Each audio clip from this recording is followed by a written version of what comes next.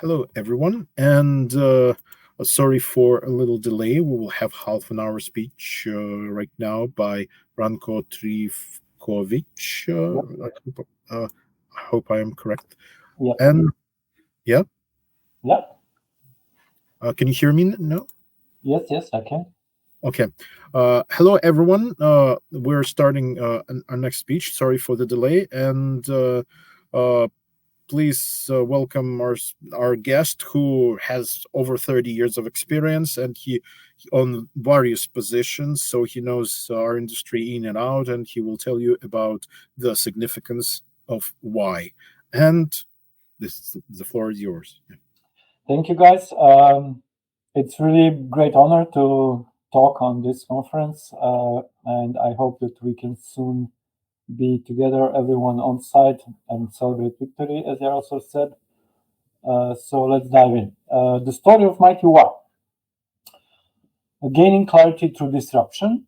Some of you maybe remember me or have heard about me. I'm mostly giving talks about narrative and storytelling because narrative designer is my primary, so to say, specialty. And of course, I've been in many positions as a producer, product management, member, whatever. And so, yeah, I've decided to talk this time about something that is not strictly connected to storytelling, but is something I've discovered working for different types of organizations. So this talk pertains also to small studios, also to individuals, but also to big corporate style efforts. And it's always whenever the production of a game gets stuck, I discovered that usually it's the question why that solves the problem. So why is not everyone using this question why to solve the problems, you might ask? Well, the most obvious reason is because no one likes the question why.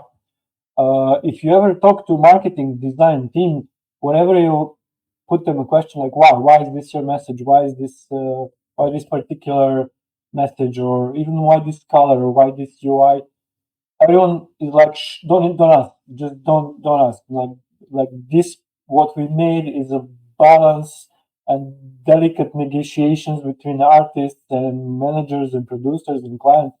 So when something is finally getting done, no one wants to ask question why.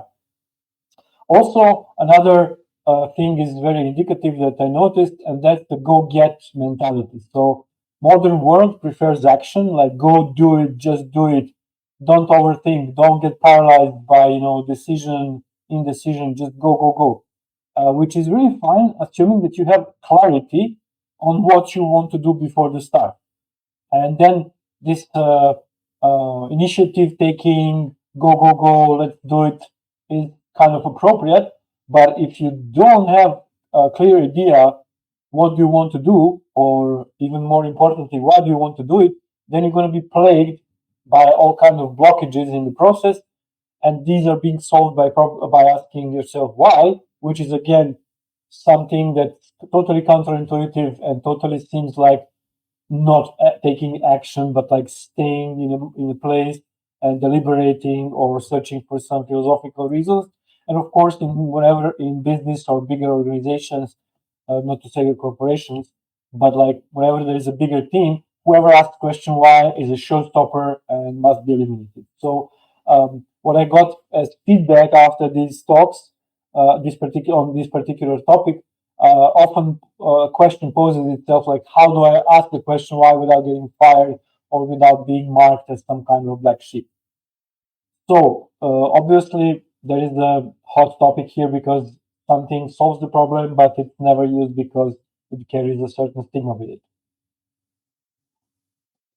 So why is basically solving the problem of intention and energy.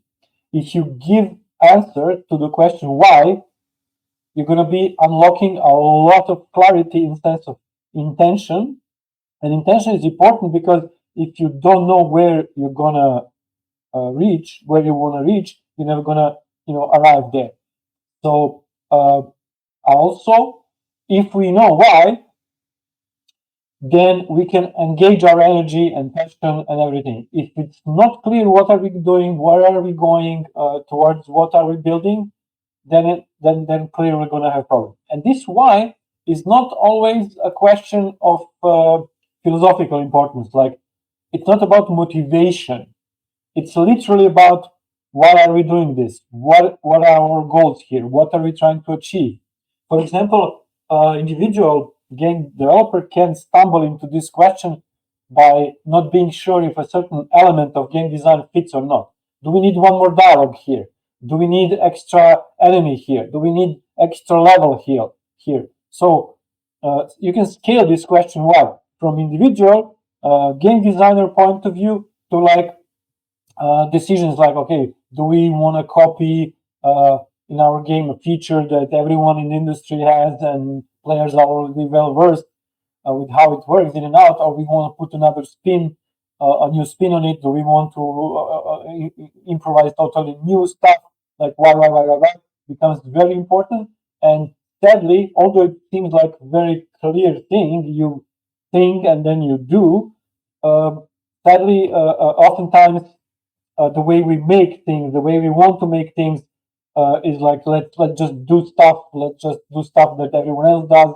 Let's just copy stuff that everyone else does without asking ourselves why did they put it in their game and did it work for them or not. So why is also not popular because why usually means going back to basics, which means like going to the very core of the team, the organization. What's our goal here?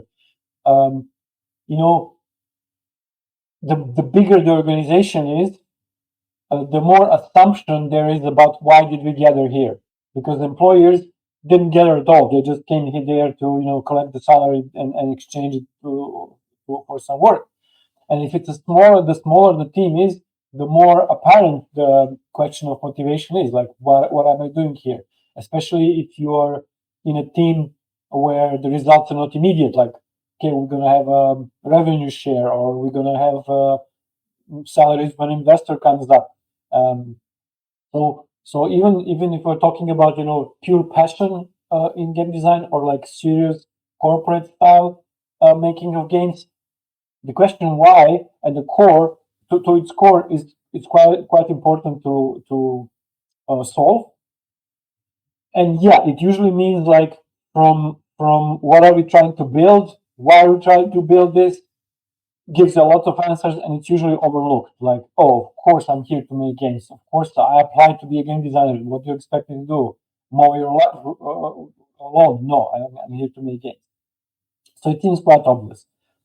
Uh, but also, why helps in organization. So I would like to when I give this particular talk, I particularly like when there is a mix of game designers or developers and producers in the hall, because producers understand that this is kind of important, but usually the way the organization is put together, there's no wiggle room. There is no place for question why, because question why usually pulls you into the discussion about motivations.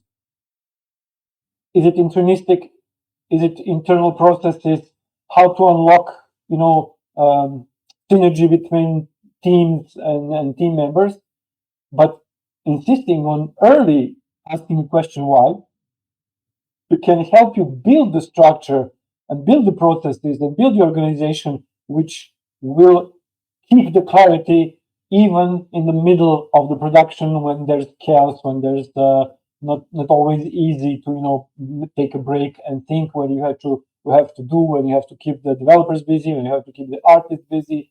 So again, question why gains the importance, and if producers would ask more questions why, then all these deeper or philosophical or motivational issues would be solved much earlier.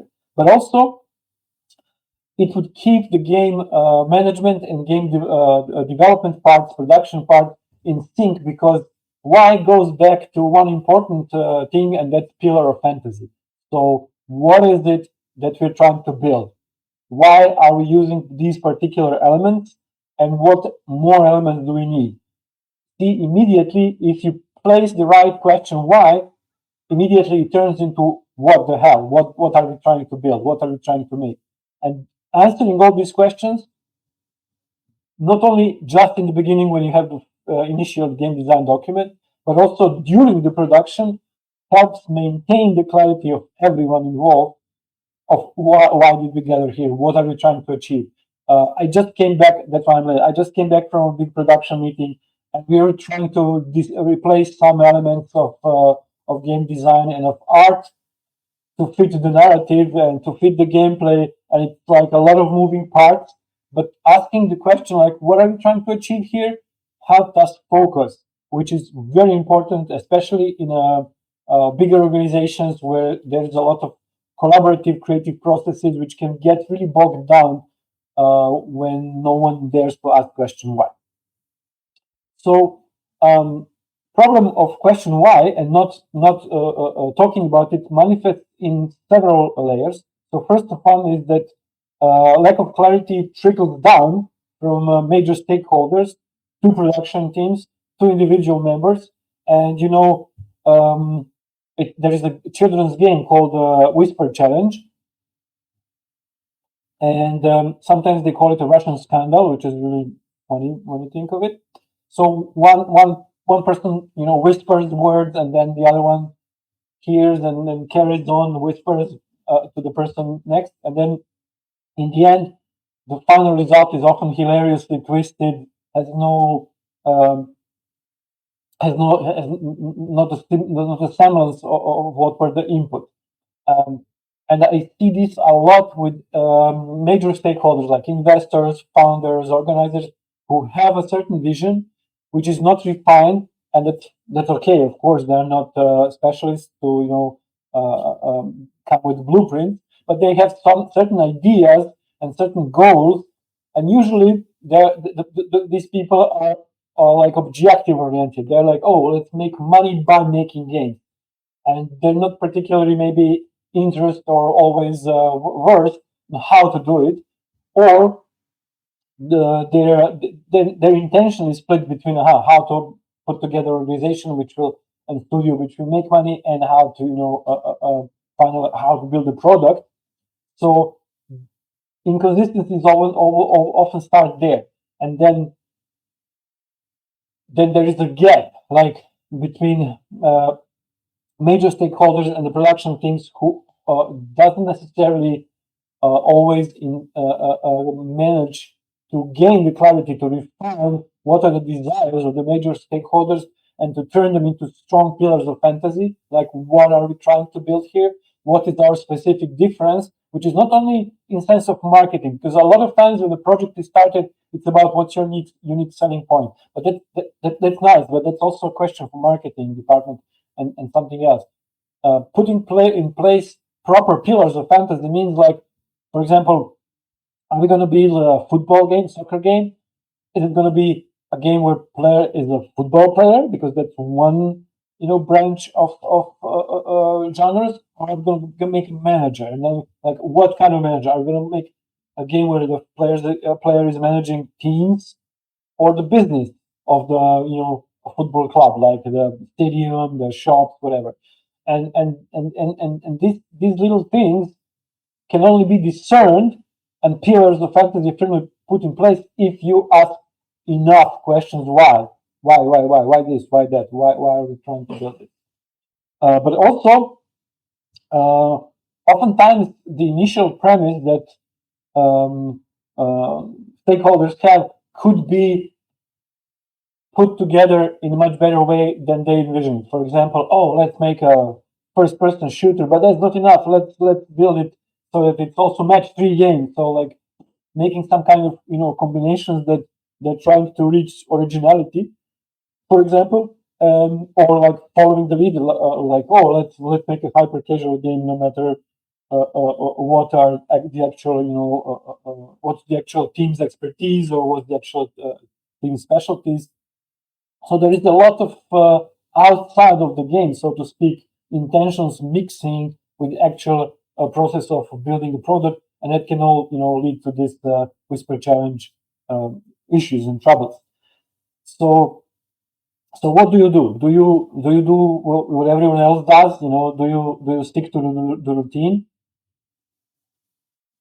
Do you miss out creating new innovative experiences, or you try to break free? Because oftentimes no one wants to admit that, yeah, we're going to build a clone of a certain game. I mean, studios which do make clones, it's usually clear that it's usually not the large studios. It's usually some developers who work with small teams, who think they can reproduce the fun factor of a game they trying to clone quickly. But the larger the team, of course, the less inclined studios are to literally copy whatever everyone else is doing. But due to a lot of analytical instruments, there is a lot of like tracking, like, oh, this worked for them, this feature worked for them, we should implement it in our game. And oftentimes it's not really going to be consistent with initial pillars of fantasy that was put before. So basically, it's like this mess when American Army was trying to make a armored vehicle, which is not a tank but also transporter, but it flies, it shoots rockets. There's lightning. So they try to put too many features that don't necessarily fit the role, and this role, that's our pillars of fantasy in gaming. So if we don't know what are we trying to build and for whom, then a lot of features are gonna simply not make sense and not work for you or your game, even though everyone in the industry on the market seems to be using it, and even if the metrics show that it works for their game, it doesn't mean it will make necessarily work for your game. And that's why you need to ask the question: why? Why are we implementing this particular feature? Why are we copying it? If we're changing it and adapting it, how we're going to do it, why we're going to do it. So question why is important on like every level. So usually, when you ask, the bigger the studio is, the bigger the issue is about, going, uh, tracing the pathway first. So oftentimes, whenever I'm consulting with the studios, especially the studios which are, so to say, trying to play it safe, they have this certain attitude of this is the way. So this is the way it's done. Let's not change it. And understand, they try to replace innovation with like surefire things. They did the research. They start building features that they feel is needed. They ask some questions why, but not to disrupt, not to innovate, just to try to create that, to try to avoid the bumps that a predecessor had. But the problem is that in gaming industry, it's not always possible.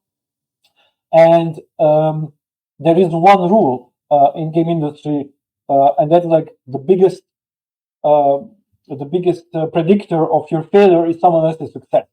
So if you can ride the wave and like instantly reproduce certain a successful feature or something, yeah, you might have the chance. But if you are kind of late to the show, copying what others are doing, especially if you don't adapt it to your product, is probably not going to yield you the best result. And of course, the question of what is the best result varies, and that's why asking the question why is not popular, because like we're doing fine, don't disrupt.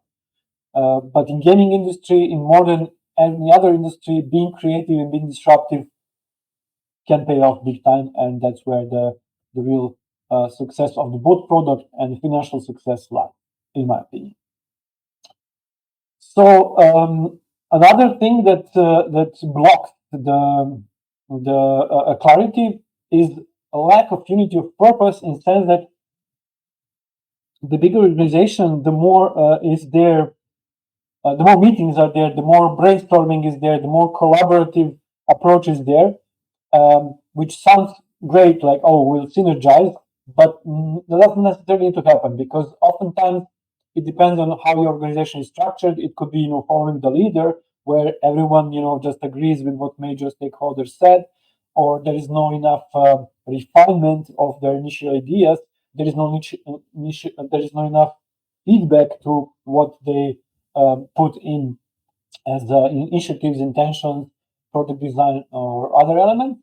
But also, uh, whenever there is a new person on the project, whenever the scope of stakeholders is being expanded, or new persons involved in collaborative process like brainstorming, there is always this kind of swoop and poop. When someone comes with a fresh view and not doesn't necessarily sees the way to improve the situation, but has the need to contribute something, so that the bosses would see that they are doing fine, that they are keeping track, that they are on top of things. So oftentimes we would have just unnecessary piling of features, elements, um, code, whatever. So yeah, collaborate. This is the danger of collaborative creation, which is again where Y is sort of defending the project. So next time when you're in a situation to co-create something, or be in a collaborative like creative meeting, try asking a little questions why. You will see how the clouds of confusion and how the clarity appears like sunshine, ray of sunshine. So yeah, meetings and tasks, they seem like a very very cool thing to do, but even statistics shows that it's not necessarily the most efficient way to create. I'm not saying like, oh, only one person should be a vision holder, because the bigger the project, the bigger stress it induces, and also it's not possible. There is a reason why bigger studios have, I don't know, 6, 7, 10, 15, 20 game designers who each develop their own feature. But also the opposite is true, in sense of if you have organization which is like compartmentalized too much, then the less chance is there to ask the question why, because everyone just focuses is on their own task. So there are two wrong assumptions. One is that stakeholders are infallible, your producer, your boss, your chief, and then or client. Well, we all know that clients are definitely not. So the clearer the outcome for everyone involved in this project, the better chances that you will make your meeting and your collaborative creative processes function well. But for that to be in place, you need to ask a lot of questions why on every step of the way, especially when the ideas are trickling from the major stakeholders down. So it's very important that you even designate someone on the meeting to be contrary, to just look for opposition, because oftentimes, if we all agree, if you all see look in the same direction, we don't see features or problems creeping us from behind. So